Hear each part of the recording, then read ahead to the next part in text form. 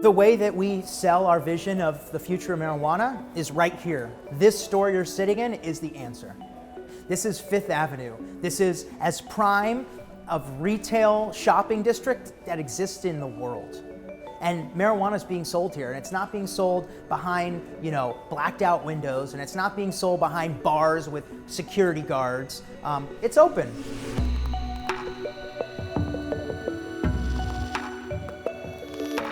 While this might look like any normal storefront in Manhattan, it doesn't sell shoes or handbags, but rather marijuana. As legalized cannabis slowly but surely gains popularity, MedMen is trying to capitalize on the green rush. With sleek retail shops in California, Nevada, and New York, the company is laying the groundwork for what they hope will be eventual legalization across the board. This year alone, they've experienced triple-digit revenue increases in California, they've gone public on the Canadian Stock Exchange, and they've opened their flagship store in New York City, on Manhattan's iconic Fifth Avenue. Fast Company called you guys the Starbucks of weed. You've been called the Apple Store of cannabis. These are good brands, and so what do you make of these comparisons? If you want to compare us to Starbucks and Apple and all that, we'll be humbled by it. It means we're doing our job. We need to borrow best practices from analogous industries, and we need to apply them to cannabis, because if cannabis is going to be as mainstream as we are intent on making it, then it has to feel mainstream. You walk into an Apple store, people walk around with iPads, you can see products, they're visually there. It's the same type of thing here. The tables are meant so that you can actually look through the glass and see the product lines. There are iPads on every table where you click through the iPad and you can actually see what product is on that table. What clientele are you trying to serve here? It's everybody.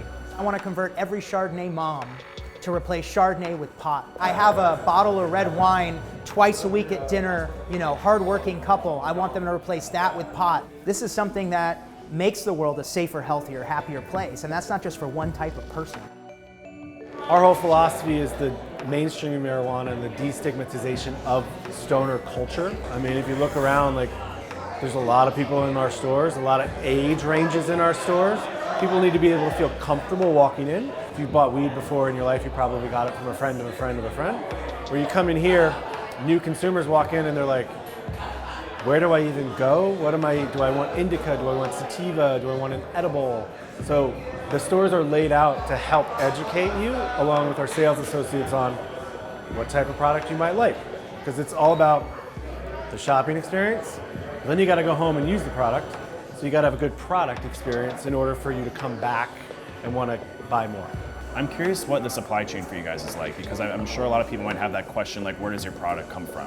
It's actually fundamental to our thesis. In every market we operate, we're fully vertically integrated. We have a factory where we grow cannabis, we manufacture marijuana-infused products, and we have the retail footprint that we have. So I think we get a lot of attention for the retail side of our business, which we're certainly very proud of. But it's important that we control the supply chain as well. Not only for consistency, so that people know when they walk in that we can stand behind our products, but also for a brand building exercise. If we're gonna build the biggest brands of Cannabis 2.0 or the cannabis of the future, we want to make sure that we can control those brands and we can manufacture them in a consistent fashion, so that if somebody's in New York or somebody flies into Vegas or somebody's visiting home in California, they're buying the exact same thing when they walk into our store.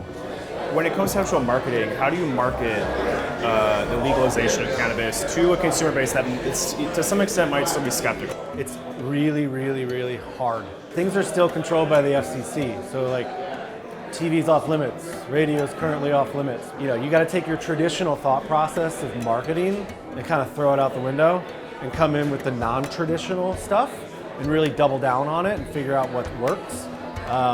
There's a little shock and awe factor in some of this, and I think our campaigns do that to people, because I've got an 80-year-old grandma dancing in a purple jumpsuit on a billboard with sunglasses on with the word stoner crossed out and it says grandma, because she uses it for her arthritis. That's it. That's what we're trying to do. It's a real person that shops here, and it's catching people's eyes, and I think people are actually appreciating that we're not all about let's go get high. That's not what we're trying to do. As the space continues to grow, what makes MedMen different? At the end of the day, the defensibility around this business is the brand. The defensibility around this business is the moat we've created around our retail footprint, being that the sensitive use requirements around marijuana retail are the most restrictive out of any retail business in the world. right? And so because we've locked up the best retail locations in the best markets in the world first, we have a moat around us. So, the closest anybody will ever be to compete with us will be miles away. We're intent on building a $25 to $50 billion business. How do you do that in an industry that has never had a $25 to $50 billion business? How do you do that in an industry that, is still federally illegal and prohibition must end? How do you do that when everything is so new and so uncharted? You keep your head down, and then fundamentally for us, you keep asking the same question over and over again. And that question is, why not? Why not?